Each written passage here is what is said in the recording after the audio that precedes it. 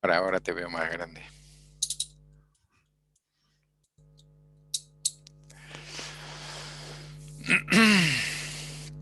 Emily Cortavitarte, buenos días. Buen día, ¿qué Bueno, tal? pues aquí te tenemos para que nos cuentes cosas.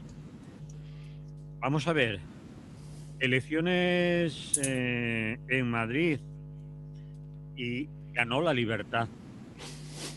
Emily, que eres un poeta poniendo títulos. No, yo digo lo que pasó en realidad. Es decir, Sí, que ganó la libertad y una señora que se llamaba, o se llama todavía, Isabel Díaz Ayuso, Ida, le llaman Ida. sí que presentó, supongo que eso lo habéis visto, ¿no? Que la mayoría de la gente lo ha visto. Es decir, que presentó un programa que era eso, una hoja en blanco con su foto, la palabra libertad, por detrás absolutamente nada, que es el programa, digamos, y pim pam. Y bueno, pues todo un ejemplo de los tiempos modernos, de lo que hablaremos después, ¿no? Bueno, yo me imagino que la mayoría de la gente conoce aproximadamente los resultados y el número de diputados y diputadas, pero bueno, voy a hacer un recordatorio así rápido, ¿no? Hay que decir que el PP sacó 1.600.000 votos, casi el 45% de los votantes votaron al PP y eso le llevó a pasar de 30 en una Asamblea de Madrid de 132 a 65 en una Asamblea de Madrid de 136. Más Madrid quedó en segundo lugar con 614.000 votos y casi un 17% de los votos y subió de 20 a 24. El PSOE perdió o ha perdido, vamos, prácticamente 300.000 votos. Se ha quedado en 610.000, no ha llegado a ese 17% tampoco y ha pasado de 37 a 24, en un parlamento que en principio aumentaba a 3. Perdón, aumentaba a 4. Vox queda como cuarta fuerza con 330.000 votos, un 9,13% y sube 1. Tenía 12 y pasa a 13. Unidas Podemos se queda con 261.000 votos, un 7,21% y pasa de 7 a 10 en diputados. Y por último, Ciudadanos, de los institucionales conocidos, Ciudadanos que ha obtenido, no ha llegado a 130.000 votos, se ha quedado en el 3,57 y por la regla aquella del 5%, pues se queda con 0 y tenía 26. Es decir, Ciudadanos ha perdido en poco tiempo 30 diputados, diputadas en el Parlamento catalán y 26 en el de Madrid. Eso sí que es perder, vamos. Eso es perder con toda la gloria del mundo. Bueno, entonces, ¿qué cosas podemos comentar? Bueno, también decir que la participación aumentó, que en 2019 había sido de un 64% y que ahora pasó a un 76%, y ese es otro tema de conversación que vamos a tener después, ¿no? Sobre si siempre que aumenta la participación ganan las izquierdas, que ya está visto que no es la primera vez que ha pasado eso y que no se ha producido. Pero bueno, son de esas cosas que se van manteniendo ahí, ¿no? Como una especie no sé, de mantra, ¿no? Hay que decir que, bueno, pues que Díaz Ayuso ha barrido, que es un exitazo, desde que ninguna de las encuestas llegaba tan lejos, hay que decirlo. Es decir, que cuando la semana pasada comentábamos encuestas a una semana, se estaba hablando de 40 y tantos, alrededor de 50, pero no 65, que significa que ella solita y su partido tienen más diputados, diputadas que la izquierda, es decir, que se puede permitir el lujo de que el PP se abstenga, Vox se abstenga si le viene en gusto, porque los nos, solo con sus sís ya tiene más que los nos, ¿no? Decir también que no es la mayor victoria del PP en Madrid, que hubo un momento en que Esperanza Aguirre en el 2007 sacó 67 diputadas y diputados, es decir, que y eran menos, quiero decir que proporcionalmente eran menos porque el número de escaños va subiendo en función del aumento de la población de la Comunidad de Madrid. Bueno, algo no esperado, no que ganara, sino que ganara con ese margen y algo que yo creo que necesariamente nos tiene que llevar a la reflexión y especialmente le tiene que llevar a la reflexión a quien participa en esto, quiero decir, a quien juega esto, ¿no? Me refiero desde los políticos profesionales a los politicólogos, a los periodistas, etcétera, etcétera, porque está claro que a pesar de toda la gran cantidad de periódicos, etcétera, y de medios que se lanzaron a la calle a la búsqueda de la información suficiente para hacer encuestas, pues está claro que las encuestas en cierta medida han acertado, pero en una gran medida pues no lo han hecho, ¿no? ¿Por qué obtiene este resultado, no? Yo tengo dos teorías aquí, bueno, dos teorías, o una teoría que se compone de dos partes. Una porque Ayuso, más que el PP, Ayuso como tal, como personaje, ¿no? Como personaje político, evidentemente, ha conseguido una importante polarización del electorado, ¿no? Y yo creo que ahí una parte de la oposición ha entrado de pies y cabeza a esa polarización. Es decir, ella ha jugado al tema de que todo iba contra ella, es decir, que los demás iban contra ella, a restarle méritos, importancia, y en cambio ella ha jugado a, digamos, positivizar, incluso en un sentido un tanto chabacano, todo aquello que había hecho, es decir, cuando digo chabacano me refiero a esa frase que he repetido no sé cuántas veces de porque nos da la gana, porque me da la gana, porque quiero, porque tal, porque me sale de allí. Sí. Pero que, por lo que vemos, ha sido entendida por una parte muy importante de la población, es decir, por 1.620.000 personas, que es casi el 45% de la gente que ha ido a votar, ¿no? Ella consiguió polarizar, yo creo que ha llevado siempre el ritmo, no solamente en la convocatoria, es decir, no solamente cuando hace la convocatoria, de la manera que la hace, etcétera, supuestamente respondiendo a lo que ha pasado en Murcia, tiene el apoyo del Tribunal Superior de Justicia de Madrid cuando no le tumban esta convocatoria, y a partir de ahí ella va creando los lemas y los debates. Es decir, cuando empieza con socialismo-libertad, bueno, cuando recordaréis que entra en campaña Pablo Iglesias y lo cambia por libertad o comunismo, etcétera, etcétera, y ella va manteniendo de alguna manera el leitmotiv de toda la campaña, en el sentido que sea, incluso es capaz de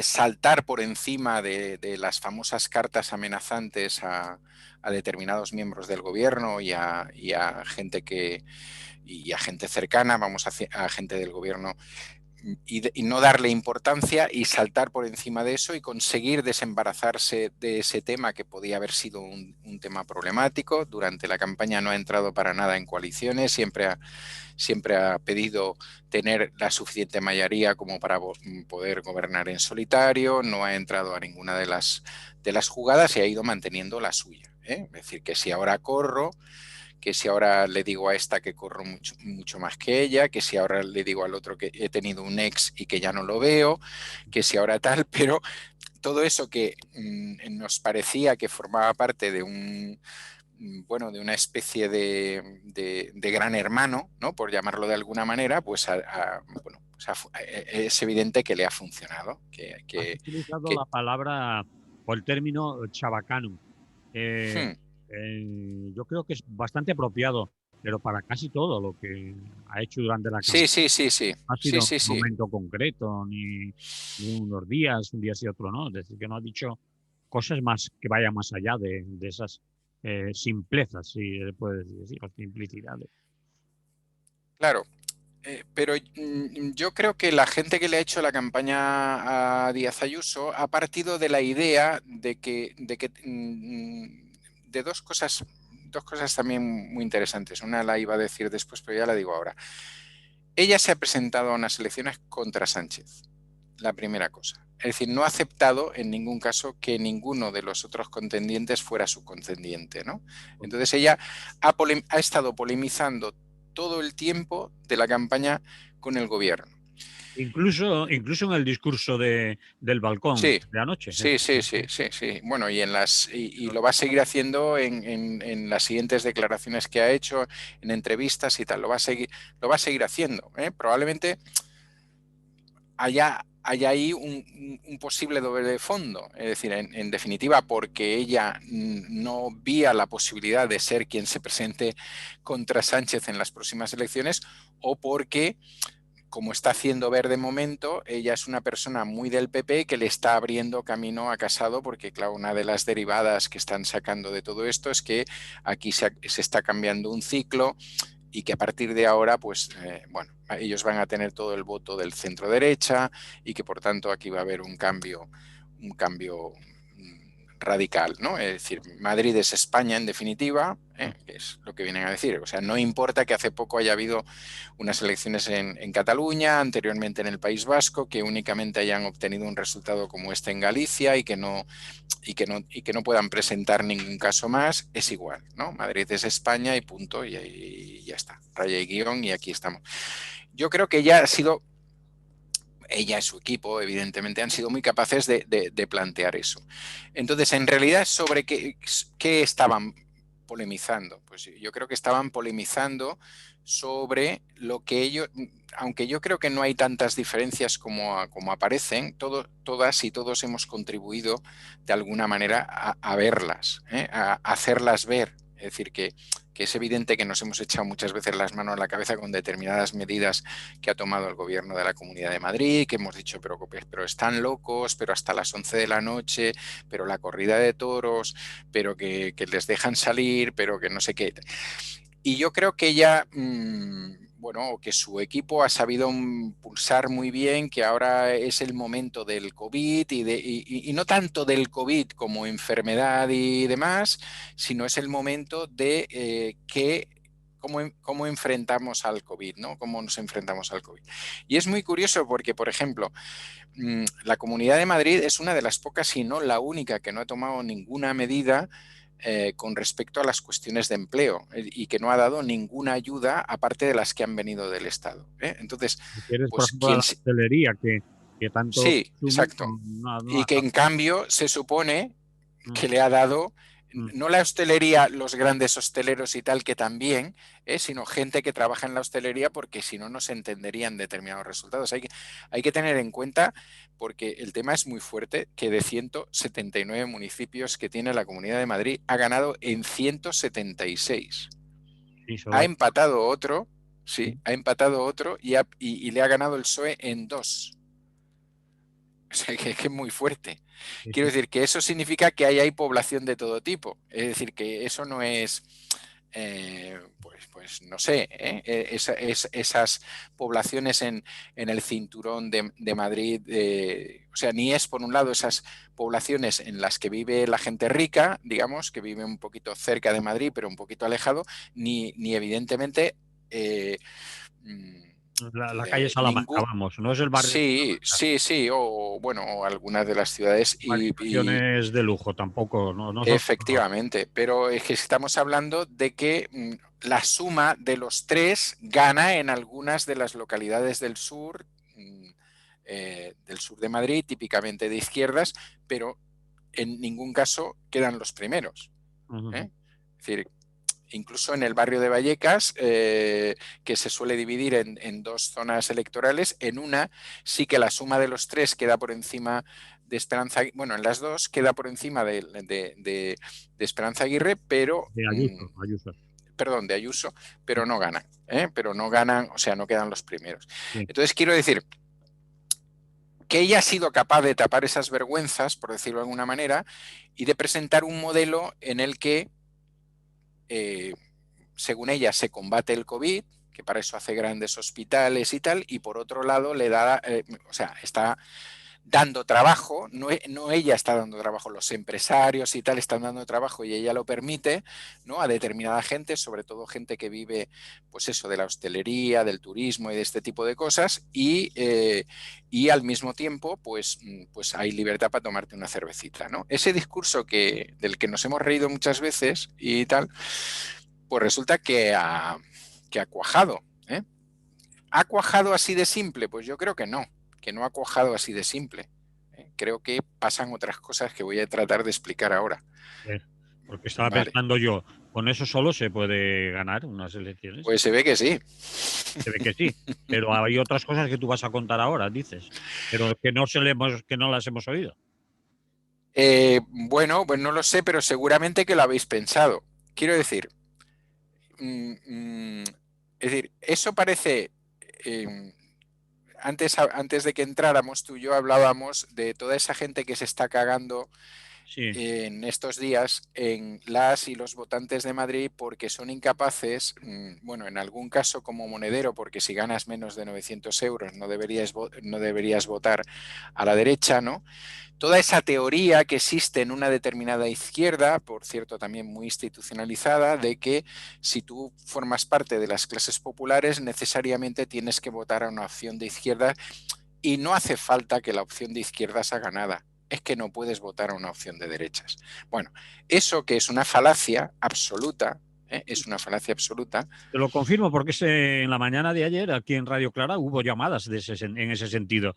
Es decir, Claro, los de Madrid que han votado a Ayuso son los responsables o van a ser los responsables de todo lo que nos va a pasar, bla, bla, bla, porque ¿cómo se les ocurre a estos curritos votar a ese discurso existe y además en gente que se les presupone que claro. está. Pero estamos hablando de política institucional. Y Mm, yo creo que en política institucional, para lo bueno y para lo malo, los máximos responsables son las y los políticos que se presentan a esas elecciones y sus partidos y sus programas y su trabajo. mm. Y ahí está. Es decir, lo que no puede ser es que ahora las vergüenzas de la izquierda en Madrid caigan encima de las cabezas de personas que además no les ponemos nombre, ¿no? No tienen nombre y tal, y decimos, pero bueno, ¿cómo se os ocurre votar esto? Quiero decir, aquí ha pasado otra cosa y los resultados también nos lo demuestran. Es decir, aquí en estos 2 años solamente ha hecho oposición, por lo menos oposición parlamentaria, Más Madrid, y por eso queda la segunda. Es Ujú. decir, Más Madrid desde mi punto de vista, es muy fácil de explicar. Es decir, Mónica García es una persona conocida y que se ha dado a conocer mucho más, pero es una persona conocida por la gente porque si miraba las noticias de la Asamblea de Madrid y tal, veía allí una mujer que estaba dando la cara frente a lo que hacía el gobierno de la derecha encabezado por la señora Díaz Ayuso. Claro, es decir, nosotros no le podemos, o sea, no nosotros, es decir, la gente que se dedica a la política de manera profesional, que están cobrando por eso, tanto en cargos de diputados como en cargos dentro de los partidos, asesoramientos y demás, no podemos venir ahora, o no pueden venir ahora con la historia de que la gente no sabe votar.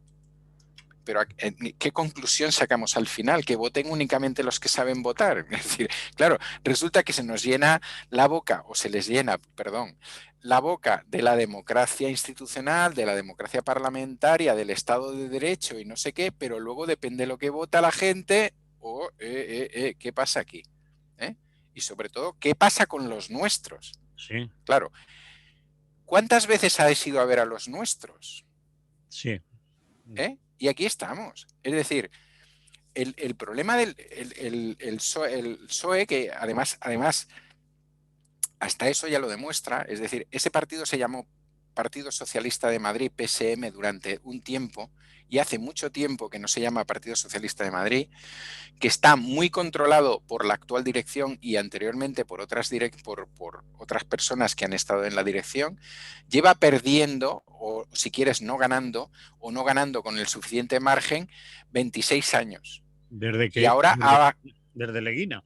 Bueno, desde Leguina. bueno, Bueno, ha ganado, pero pero no ha conseguido hubo un tamaño. lo suficiente. Exactamente. Sí, hubo un tamallazo, luego en el 2019 ganó, pero no tuvo las suficientes alianzas o tal como para tal. Bueno, luego hablamos un poco más del PSOE, ¿eh? Pero por poner un ejemplo, es decir, si tenemos a un candidato que ha estado desaparecido de lo que es la labor de oposición en un parlamento, ¿eh? Sosa, no sosa, más salada, más simpática, no, de lo que es la labor de oposición, ¿vale?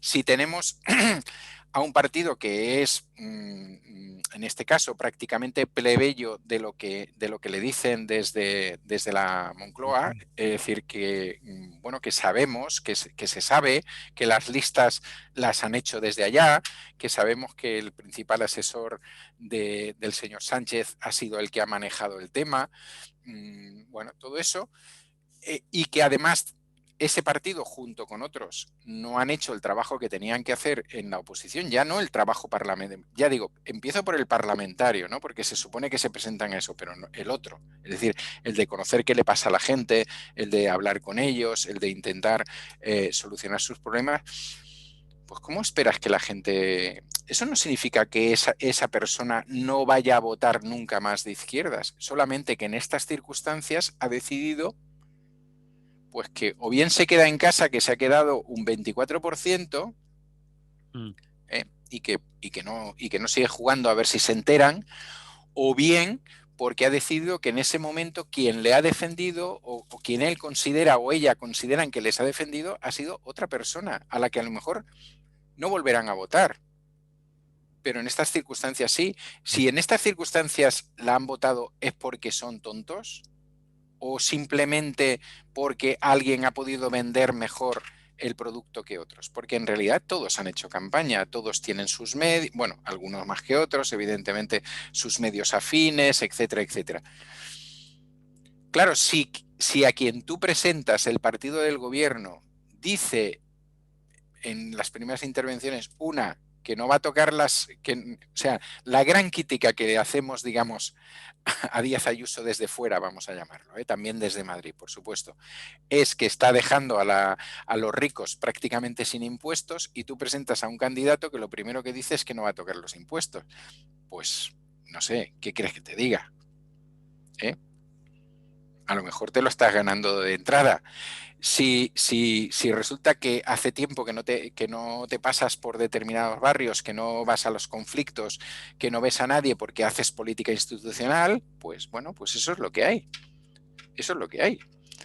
Y quien dice eso, pues dice... Perdón, di. No, ya lo que ibas a decir tú. Hay mucha gente que sigue pensando que no le han llegado pues el salario mínimo que sea, ¿no? Claro. Como la renta básica mínima, o no me sé el nombre bien. Sí. O que no ha llegado a cobrar los ERTES a tiempo, o que siga ahí Claro. la ley Mordaza, o que siga habiendo desahucios, o que muchas cosas que a lo mejor no son problemas de la Asamblea de Madrid, pero que son un problema de la izquierda que lleva ya tiempo suficiente como para haberlos resuelto y haber cambiado cosas. Dice, estos que voté antes, pues ahora se van a enterar, o me quedo en casa o les voto a otros, o yo qué sé. Bueno, perdona, sigue.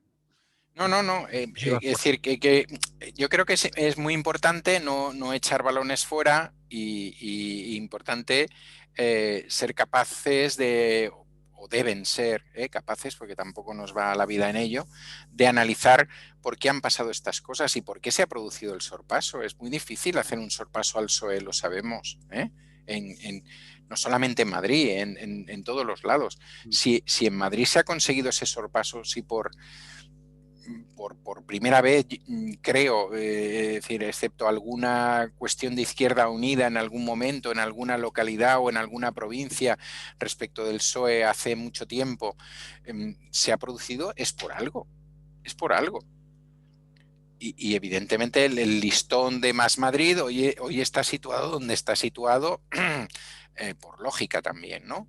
Es decir, por todo lo que tiene detrás, por apariciones públicas, bueno, por todo lo que ya sabéis, porque evidentemente en unas elecciones de este tipo el tema publicitario interviene muchísimo, en lo que te gastas en esto, qué amigos tienes en los medios, etcétera, etcétera, etcétera. Claro, el caso de Unidas Podemos, bueno, pues sí han ganado 3, a pesar de lo cual, como sabéis, ha dimitido Pablo Iglesias. Pero en 2 años es probable que haya una parte de la población de Madrid que no olvide que de alguna manera son responsables de la ruptura en el Ayuntamiento de Madrid y de que no se volviera a conseguir que hubiera una alternativa de izquierdas institucional en el Ayuntamiento de Madrid. Y es probable que la oposición que se haya hecho y el trabajo que se haya hecho no haya sido lo suficientemente profundo y que la llegada del gran jefe pues ha arrastrado más votos, evidentemente, y que incluso él mismo haya llegado a considerar que ahora mismo aporta menos de lo que resta, porque Más Madrid asume, o sea, él se suponía que iba de alguna manera a competir en este rango con Más Madrid. Más Madrid ha subido 4 y Unidas Podemos ha subido 3. Entonces, bueno, hay un... O sea, Unidas Podemos se tiene que plantear si precisamente se está dedicando mucho y se ha dedicado mucho y ha puesto a sus mejores personas de Madrid y de otros sitios, pero en este caso de Madrid, en el gobierno del Estado y ha descuidado Madrid y por tanto ahora la gente no es tonta tampoco. O sea, nos lo creemos, pero tampoco es tonta. O sea, habrá gente que votará con las entrañas, otros con el corazón, otros con la cabeza, como siempre, como todas las veces que se ha ido a votar. Y entonces, claro, no sirven estas cosas de echarle la culpa al camarero que a lo mejor la otra vez, digo camarero por decir algo, o a la camarera a quien sea, ¿no? Porque parece que además estamos señalizando a esta gente, ¿no? Es decir, yo creo que en algunas de estas críticas que yo he visto, y especialmente en esa crítica de Monedero de quienes ganan menos de 900 euros, hay un clasismo brutal, de decir, a ver, los de izquierdas que cobramos de 1.000 para arriba, o de 1.500 para arriba y que somos profesorado, somos no sé qué, eso ya hemos ido a votar lo que toca. Eso somos los guays, los que hemos conseguido estos 50 y 58 diputados y diputadas. Pero, ¿y los otros jodidos? ¿Qué han hecho? Sí. Bueno, pues los otros evidentemente están mucho más puteados que los que hemos hablado anteriormente en esta situación. Muchos de ellos seguramente no son funcionarios o funcionarias, no han tenido trabajo fijo durante este tiempo, no han podido hacer teletrabajo, han tenido que buscarse la vida, no sé qué. Ahí estamos. ¿Qué les habéis dicho a estos? Unos desde el gobierno, 2 del gobierno, que son los que salen peor parados. Entonces, sí, yo no digo que esto sea un cambio de ciclo, pero si los maravillosos asesores, el señor Redondo y compañía de Sánchez no está diciendo cuidadito, que la gente no está entendiendo que estemos haciendo lo que hay que hacer en un momento de crisis como este.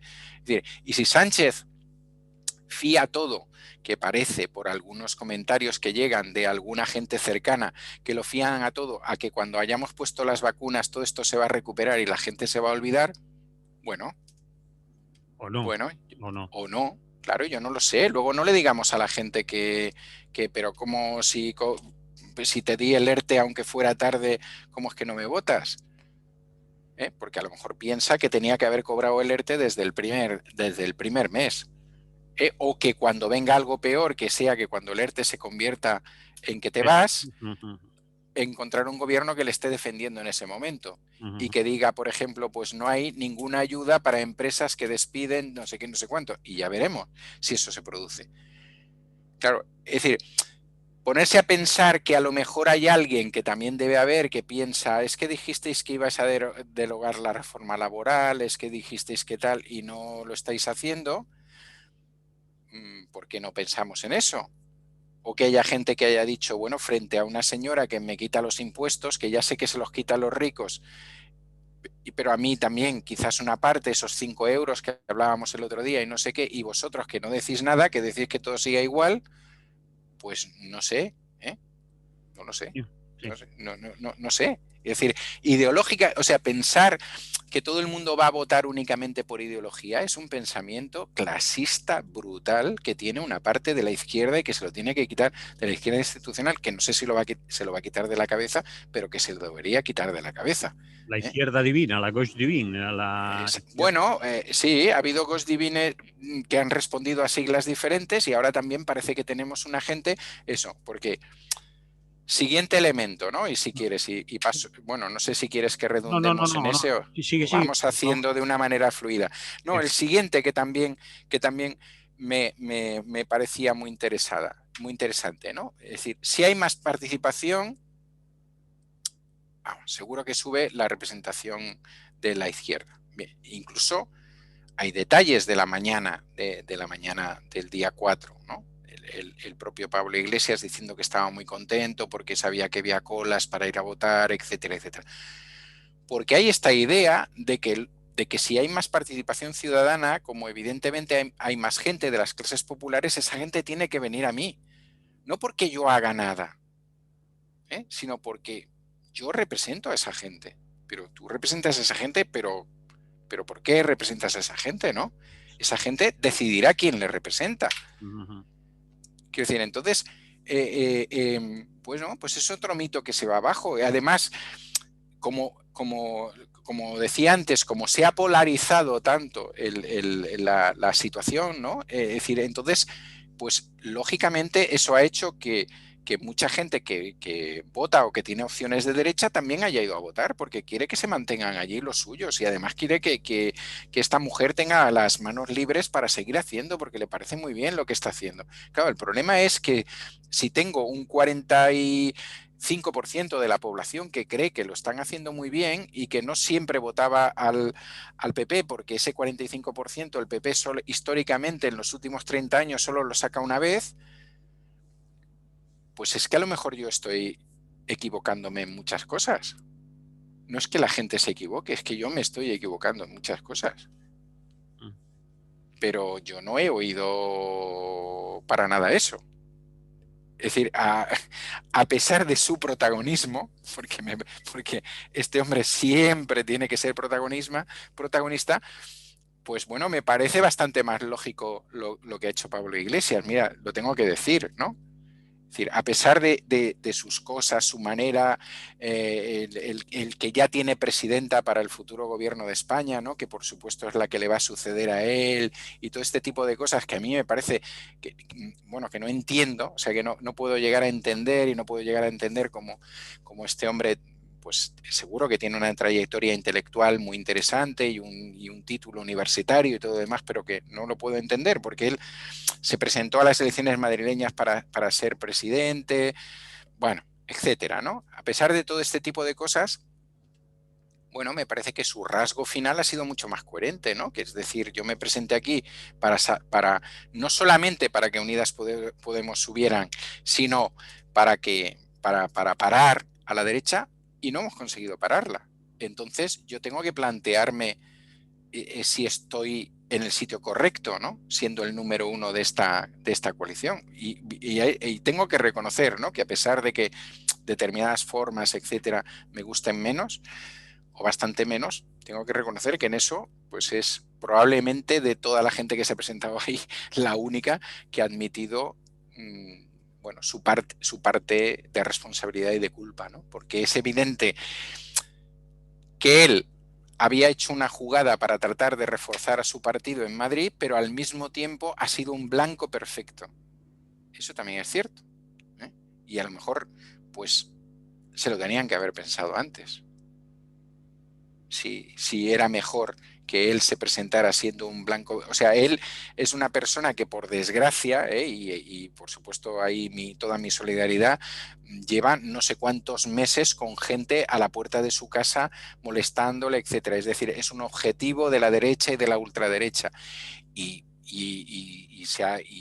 ha seguido siéndolo. Entonces, pues a lo mejor la decisión que se tomó en ese pequeño cenáculo, pues no fue la más correcta, pero me parece bien que la suma. O sea, me parece ideal que la suma. O sea, yo creo, por ejemplo, yo creo que en el PSOE, si lo único que pasa es que Gabilondo da un paso atrás, ¿Te pues yo creo refieres a que no. si dimite? Porque parece Sí, que me refiero a si dimite o a si no dimite, pero deja de ser aunque haya ido de número uno, el máximo representante el porque, vamos, portavoz del dimitir. grupo en la asamblea, por ejemplo, la oposición. Exactamente. Dimitir puede dimitir porque le encontrarán un sitio. De hecho, ya le estaban encontrando un sitio, ¿no? Sí. Entonces, pero te quiero decir, sabemos, los mortales normales, sabemos que él no ha hecho su campaña.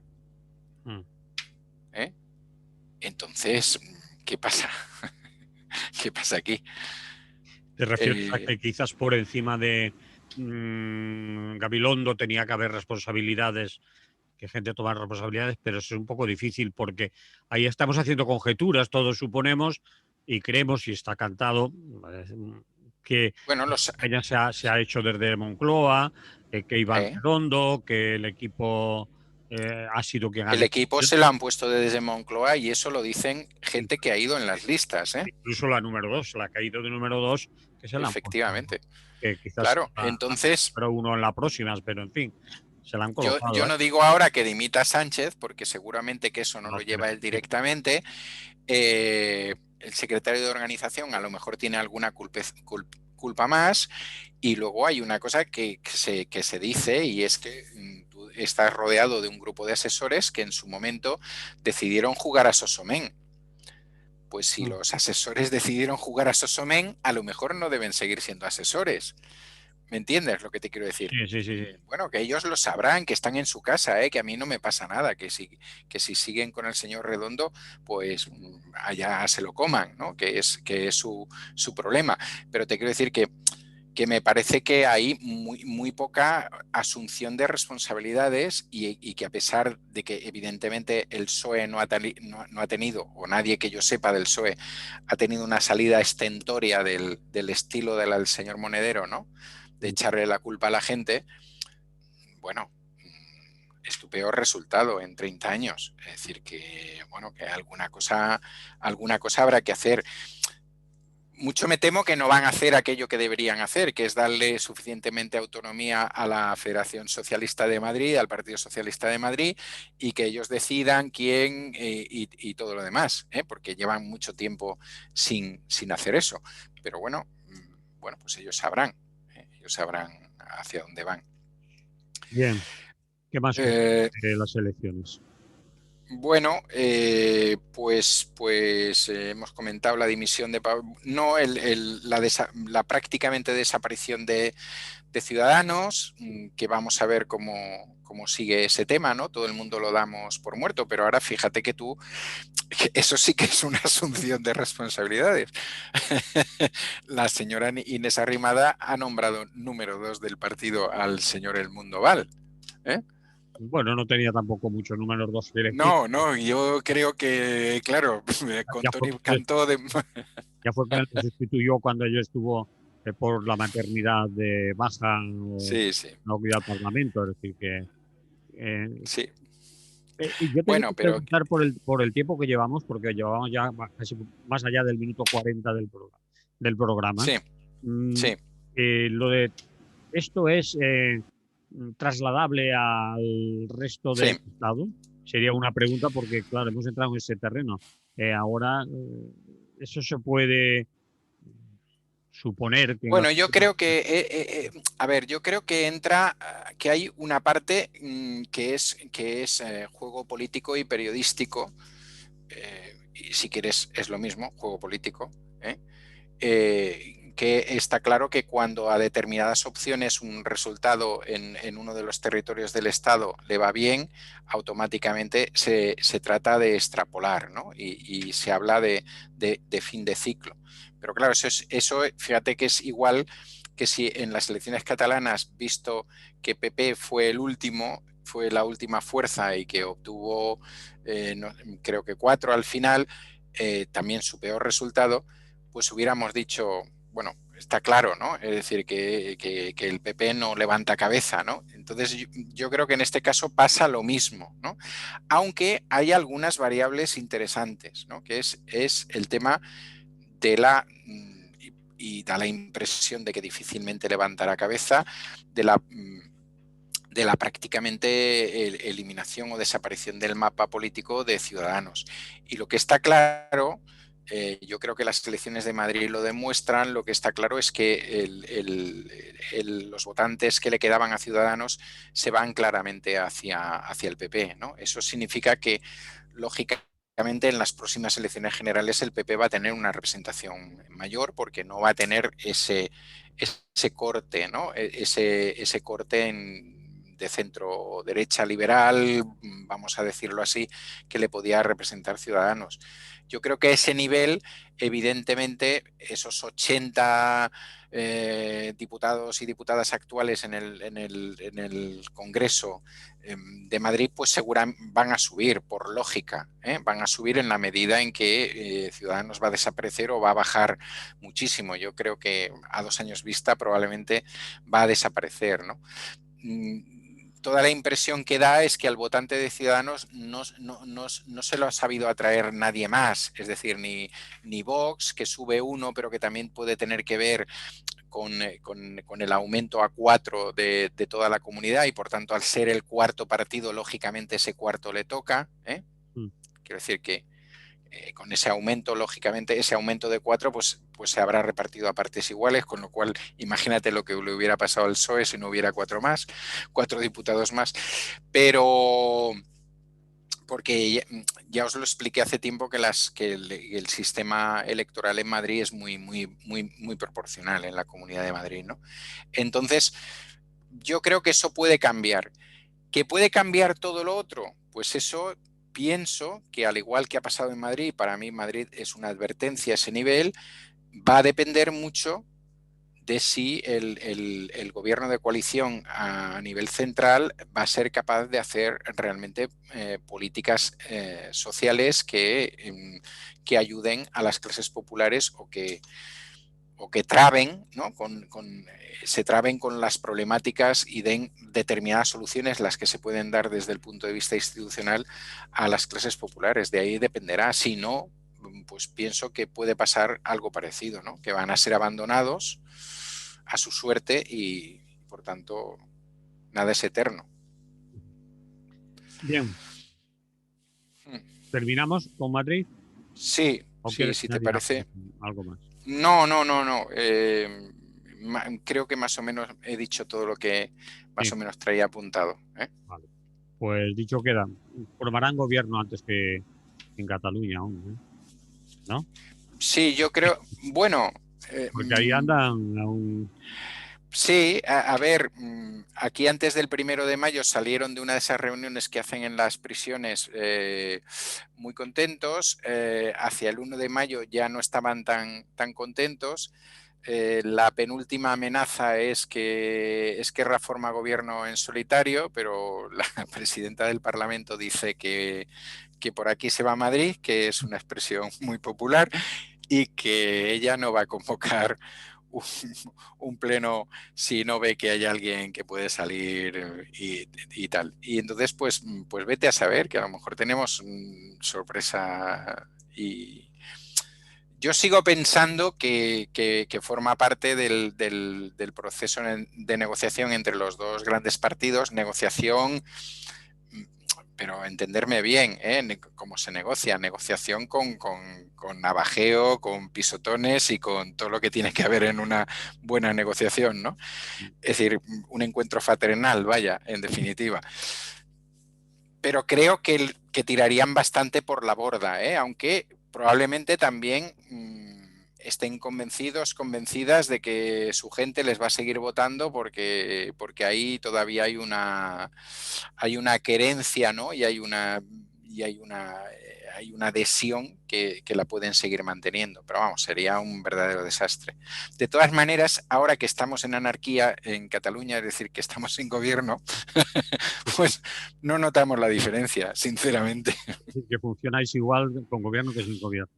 Sí, está claro. Siempre habéis sido muy anarquistas por ahí. Sí, Bien, claro. Ya había un rodaje que venía del 36 y ya, pues mira. lo sabéis hacer. Bien, Sí, vamos a otra cosa, que esto no lo teníamos previsto lo de Cataluña. Ayer, día 5 del mes que estamos, ¿en qué mes estamos? En mayo. En el mayo. 5 de mayo, asesinaron a Camilo Berneri. Y ahora la gente dirá, bueno, pues bien, ¿y quién es Camilo Berneri? ¿Y quién lo asesinó? ¿Y por qué? ¿Y por qué me cuentas ahora a mí, después de lo de Madrid, que estaba tan entusiasmado, me vienes con esta copla de un cumpleaños de un señor que mucha gente que nos oye conocerá y otra mucha dirá, bueno, ¿ese de qué equipo era? ¿En qué equipo jugaba? Pues ya te veo haciendo tu papel de historiador, pero además de historiador, pedagogo, y resumidor, porque te queda poco tiempo, chaval. Te quedan 10 minutos como mucho, como mucho.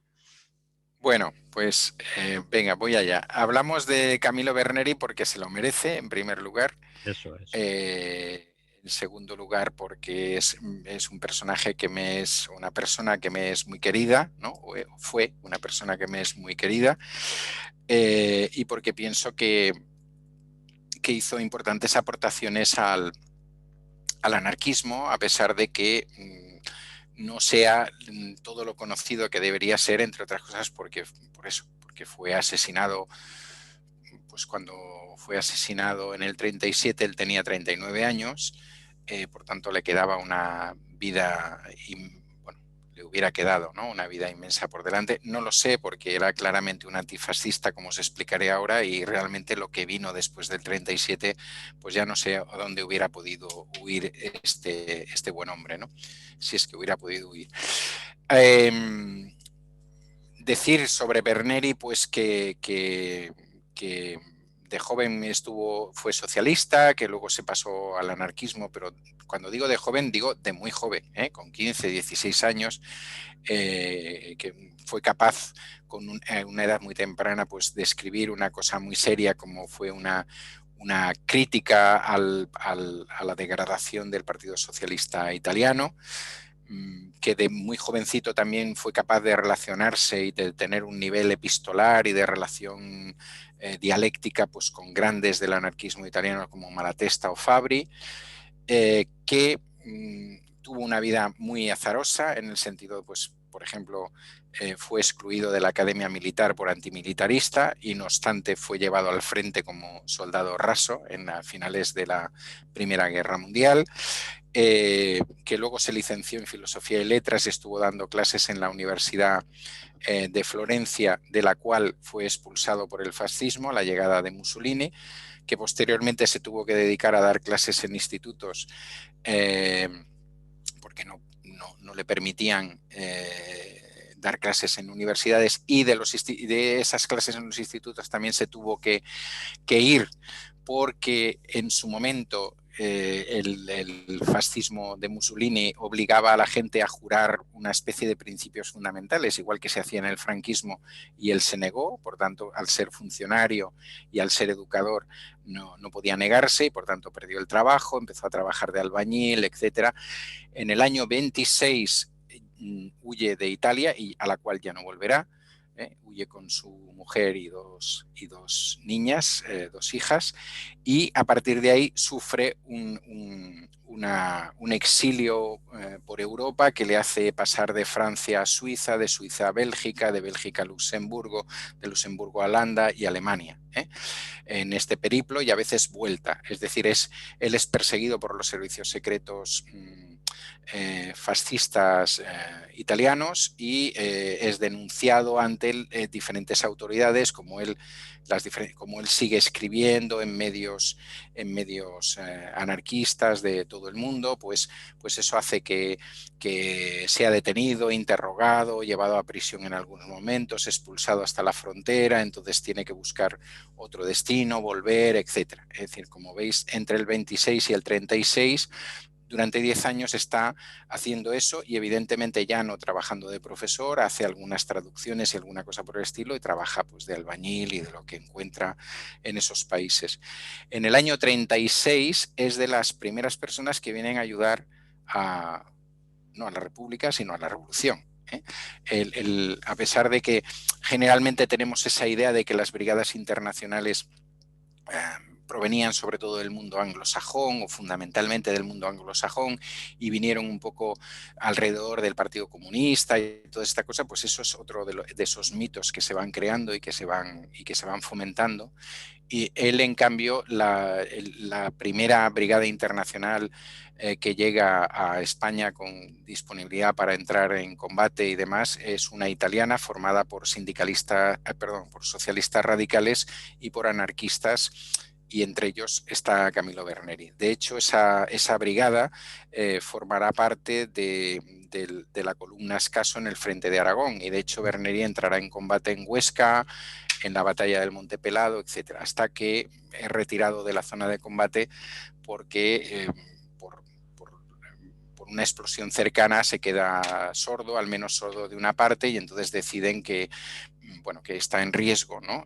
Para el combate, y por tanto le devuelven a Barcelona. En Barcelona lo que hará es formar parte del Consejo de Economía, hará las emisiones en italiano de la radio de la CNT, lo que ahora es Radio Barcelona, escribirá en las diferentes publicaciones, Solidaridad Obrera, la Revista Blanca, Estudios, etcétera, y llevará a cabo pues una labor no únicamente intelectual, porque era un hombre que también hacía sus guardias y sus cosas y todo el trabajo de base que hubiera que hacer. ¿Quién le asesinó? Él vivía junto con otro compañero italiano que también murió ese día, Francesco Barbieri, y otras dos compañeras también italianas que estaban ayudando a la revolución, y fue a su casa, su piso, ya había recibido varias amenazas, y su piso fue asaltado por 15 miembros de la UGT PSUC. La UGT en Cataluña estaba controlada por el PSUC, con brazaletes del PSUC, y un mozo de escuadra, la noche del 4, fue sacado violentamente de esa casa o de ese piso que tenemos localizado, y los cuerpos de ambos aparecieron al día siguiente, uno en la zona de las Ramblas y otro al lado cerca del Palau de la Generalitat, ¿no? Por tanto, fue asesinado por el estalinismo. Porque, aparte de esto, ¿por qué es importante este hombre? Y sigo yendo rápido, es decir, porque es uno de los pensadores más interesantes del anarquismo de esa época. Trabaja mucho el tema, es muy crítico con el tema del fascismo, es probablemente uno de los pensadores anarquistas que mejor ha tratado ese tema, con varias obras sobre Mussolini. También busca la alianza entre humanismo y anarquismo, tiene un libro específico sobre eso y bastantes artículos. Quizás su parte más interesante es cómo ligaba el anarquismo con la política y qué tipo de política entendía él. Evidentemente una política hecha desde la base, absolutamente de democracia directa y tal, ¿no?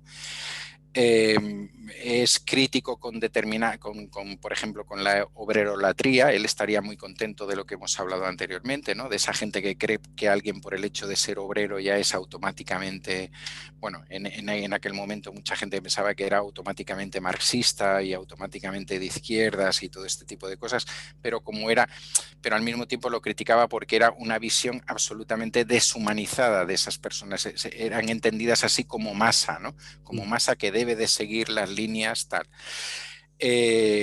Contemporáneo de Gramsci y buen amigo de Gramsci. De hecho, Gramsci. Y discutían mucho, ¿no? Y exactamente, tenían una relación epistolar y de discusión muy interesante. De hecho, él hace una emisión en Radio CNT.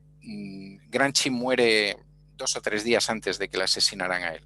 Gramsci por otros motivos, muere en Italia, y él le dedica un programa entero a Gramsci porque se tenían un gran aprecio intelectual, a pesar de que uno estaba en el campo del marxismo y otro en el campo del anarquismo. Deciros también que quizás os suene porque es el autor de la famosa carta abierta a Federica Montseny, y carta muchas veces malinterpretada, en el sentido de que él nunca fue un fuerte colaborador de la CNT. Él no criticó, a pesar de lo que se diga, de la participación de la CNT en el gobierno, ni en el gobierno central, ni en el gobierno de Cataluña y tal. Lo entendía. Lo que criticó, o lo que le criticó a Federica Montseny en ese momento, antes justamente de los hechos de mayo del 37, fue el por qué participar en un gobierno para no hacer lo que había que hacer en ese gobierno, ¿no? Cosa que en la actualidad también le podríamos decir a alguna otra gente, ¿no? Y bueno, ahí no sé si he ocupado todo el tiempo, pero ahí he hecho un resumen Nos de queda muy poco. Berneri. Hay un libro muy interesante en el que tú participas, que haces haces la introducción y también la traducción. Bueno, lo que hice fue sí O corregir una ver traducción. Sí, recordar. sí, sí. Es decir, es un tochazo. La gente que nos está viendo en imágenes lo ve, porque esto es una obra de un compañero italiano, Stefano De Enrico, Sí, que después de mucho tiempo él consiguió, trabajando con la familia, recuperar prácticamente toda su obra, ¿no? Y ordenarla.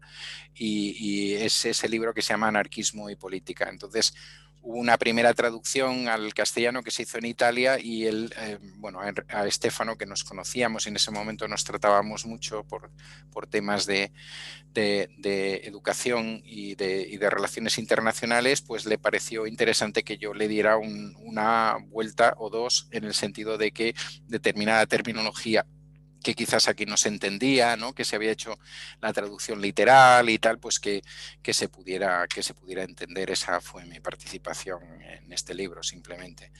El libro se publicó en España gracias al apoyo del Sindicato Único de Burgos y algún otro sindicato más, me parece del País Vasco, etcétera, de la CGT. Y creo que en Valencia todavía tenéis ejemplares de él en la Distri, sí, la ¿no? Distri está el libro, yo lo he visto y además Mm. está a un precio muy asequible y es interesante el subtítulo que lleva, es que no nos queda tiempo, es una pena. Sí. Anarquismo y política, el programa mínimo de los libertarios del tercer milenio. Eso es importante, el subtítulo.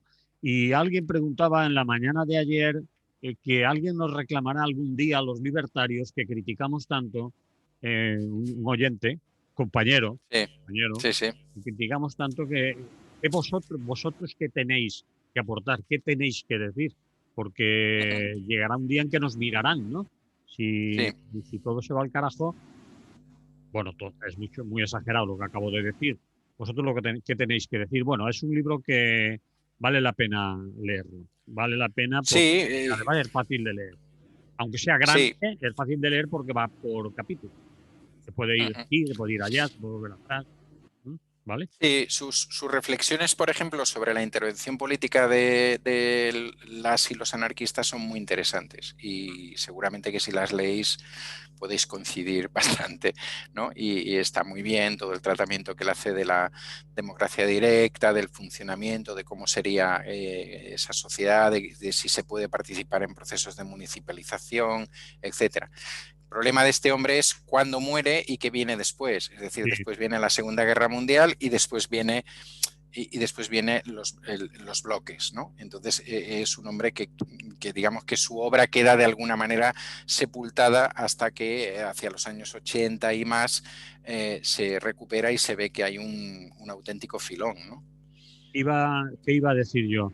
También es interesante su carteo, su epistolar con Gramsci, ¿no?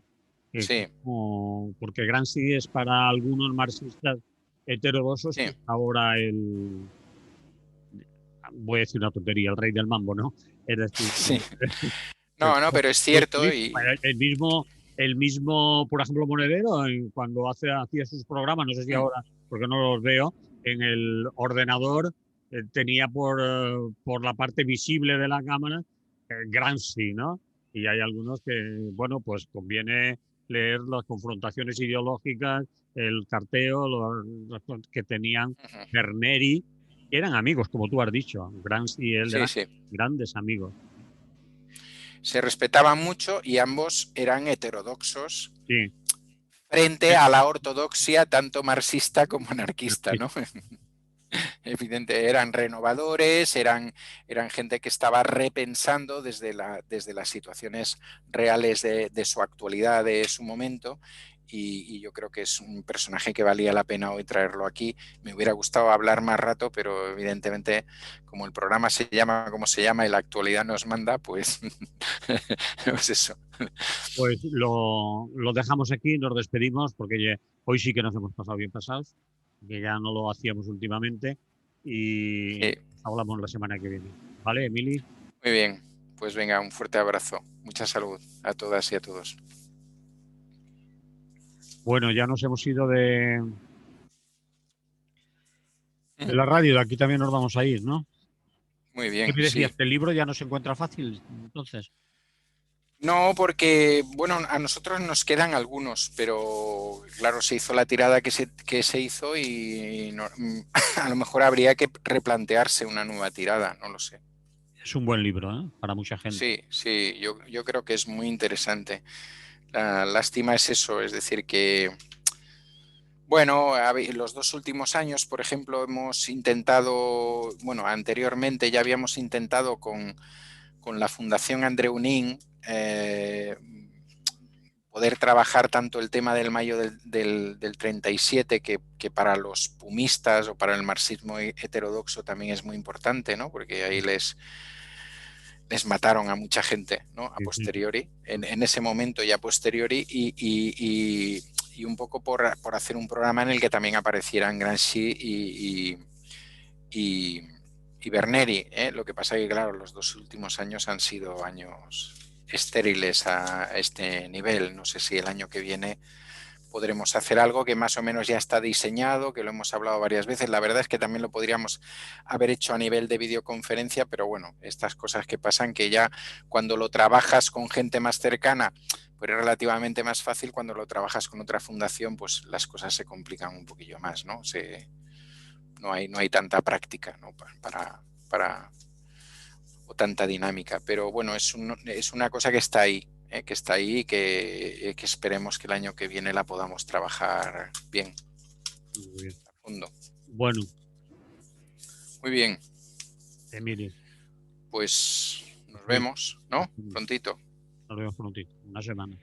Chao. Venga, Hasta luego. salud. Hasta luego.